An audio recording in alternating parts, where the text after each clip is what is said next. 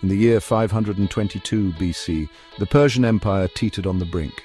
Its young king Cambyses lay dead in Syria, his demise shrouded in mystery.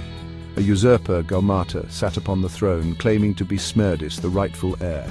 Yet whispers of suspicion and doubt swirled through the palaces and marketplaces of Persia. Few knew the truth. Smerdis was dead, murdered secretly by his own brother, Cambyses. Into this maelstrom of uncertainty stepped Darius, a young nobleman of the Achaemenid dynasty, a distant relative of Cambyses.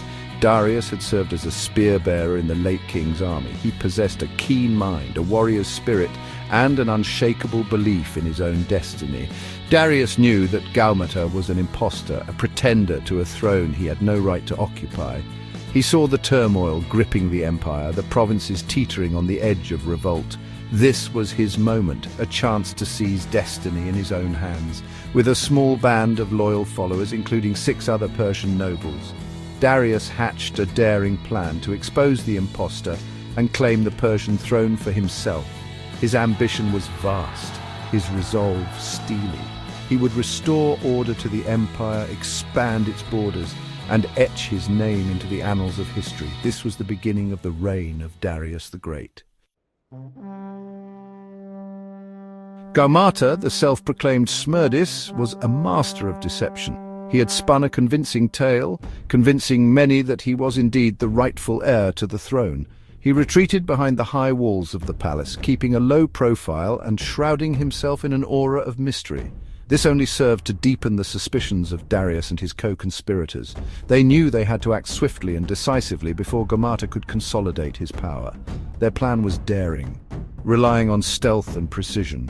They would infiltrate the palace, confront the impostor, and expose him for the fraud he was. The night of the coup was tense with anticipation. Darius and his 6 companions, their faces hidden in the shadows, slipped past the palace guards.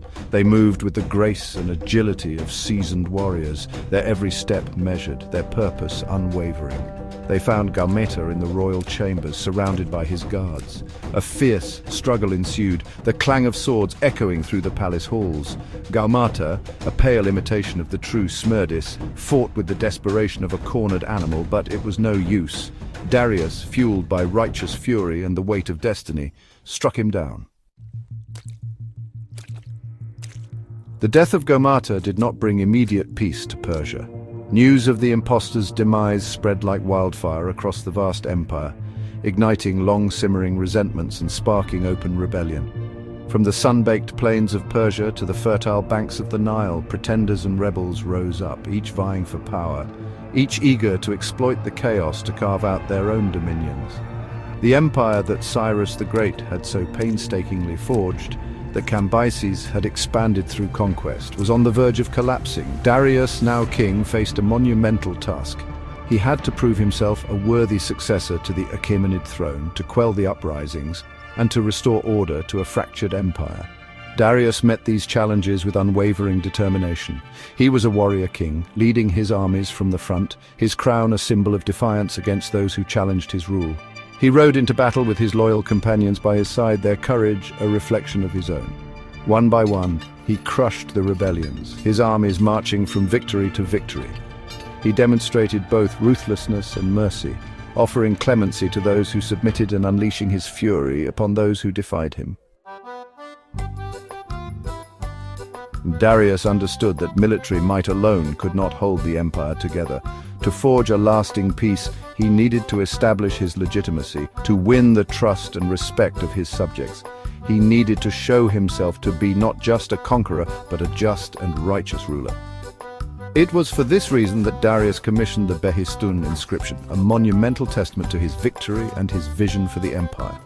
Carved high on a cliff face in the Zagros Mountains overlooking a bustling railroad, the inscription told the story of Darius's rise to power, his defeat of the rebellions, and his unwavering belief in the god Ahura Mazda. Written in 3 languages, Old Persian, Elamite, and Babylonian, the Behistun inscription was more than just a boastful chronicle of Darius's achievements. It was a declaration of his principles, a blueprint for how he intended to rule the empire. Darius proclaimed himself the champion of justice, the defender of the weak, the upholder of the Persian way of life. He vowed to rule with wisdom and fairness, to bring prosperity to his people and to expand the reach of the Persian Empire. The inscription, a testament to Darius's vision and his determination, would stand for millennia, a silent sentinel watching over the empire he had forged anew. Section 5. The Empire Forged Anew. With the flames of rebellion extinguished, Darius turned his attention to the colossal task of governing his vast empire.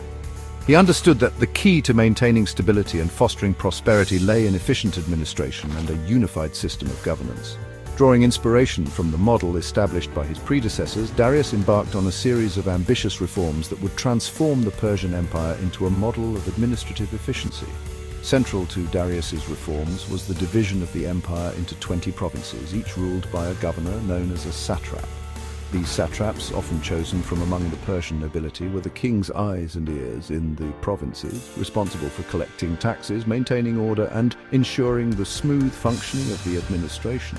To prevent any one satrap from becoming too powerful and potentially challenging the throne, Darius implemented a system of checks and balances.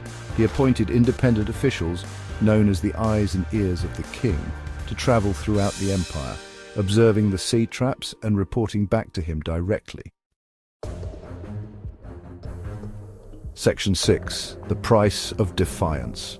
To connect the far-flung corners of his vast empire, Darius implemented an innovative and efficient communication system, the Royal Road. Stretching for over 1,600 miles from Susa, in the heart of Persia, to Sardis in Anatolia, the Royal Road was a marvel of engineering and organization, with way stations and inns strategically placed along its length to provide rest and supplies for travelers.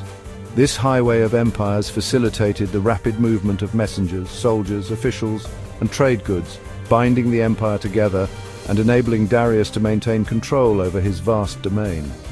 Darius recognized that a stable and prosperous empire required a sound economic foundation.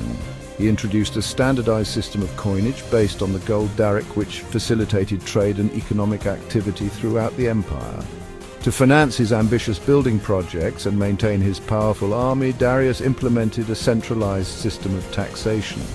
While this system provided the empire with much-needed revenue, it also sowed the seeds of resentment among some of the subjugated populations who chafed under the weight of Persian taxation. This resentment, simmering beneath the surface, would eventually contribute to unrest and rebellion in some parts of the empire. Section 7. Across the Aegean Sea. In the west, across the Aegean Sea, lay the Greek city-states, a collection of independent and often fractious polities. The Persians, under Cyrus the Great, had already extended their influence into Ionia, a region on the western coast of Anatolia inhabited by Greeks. Many Ionian cities, however, chafed under Persian rule, their desire for independence fueled by cultural differences and a fierce spirit of self-determination. In 499 BC, this simmering discontent boiled over into open revolt. The Ionian Revolt, as it became known, marked the beginning of a protracted conflict between Persia and the Greeks, a clash of civilizations that would shape the course of Western history. The Ionian Greeks, seeking support in their struggle against Persia, appealed to their mainland kin for assistance. Athens and Eretria, recognizing a common enemy in the Persians, answered the call, providing ships and soldiers to aid the Ionian cause. This intervention, while motivated by a sense of kinship and a desire to check Persian expansion, would have far-reaching consequences. It drew the Greeks of the mainland into direct conflict with Persia, setting the stage for a series of epic confrontations that would become the stuff of legend. Section 8. Unfinished Business. Darius, outraged by the audacity of the Athenian intervention in Ionia, vowed to punish the Greeks for their defiance. He assembled a vast army and navy, intending to crush the Greek city-states and add their territories to his already vast empire. In 490 BC, the Persian fleet, under the command of Datis and Artaphernes, landed on the plains of Marathon, just a short distance from Athens. The Athenians, outnumbered but determined to defend their freedom, met the Persians in battle. The Battle of Marathon, fought on a hot and dusty plain, was a clash of two very different military styles. The Persians, renowned for their archers and cavalry, expected a swift victory over the heavily armed but less mobile Greek hoplites. However, the Athenians, fighting with unwavering courage and tactical brilliance, routed the Persian forces, securing a victory that would resonate through the ages. The defeat at Marathon was a blow to Darius's pride and a setback to his ambitions of westward expansion. He immediately began planning a second, even larger invasion of Greece, determined to avenge this humiliating defeat and bring the Greeks to heel. Section 9. Legacy of the King. Fate, however, had other plans. In 486 BC, while preparing for his renewed campaign against the Greeks, Darius died. He left behind an empire that stretched from the Indus Valley in the east to the Aegean Sea in the west, a testament to his military prowess, administrative genius, and unwavering ambition. Darius's legacy was not limited to his conquests and reforms. He was a prolific builder, responsible for the construction of magnificent palaces, temples, and infrastructure projects that showcased the wealth and splendor of the Persian Empire. He ordered the construction of the magnificent city of Persepolis, designed to be the ceremonial capital of his empire, a dazzling display of Persian art and architecture. Darius's reign marked a golden age for the Persian Empire, a period of stability, prosperity, and cultural achievement. He had inherited an empire on the brink of collapse and transformed it into a model of efficient administration and imperial grandeur. Although his dreams of conquering Greece remained unfulfilled, Darius I, the great king, left an indelible mark on history, his name forever synonymous with the might and majesty of the Persian Empire.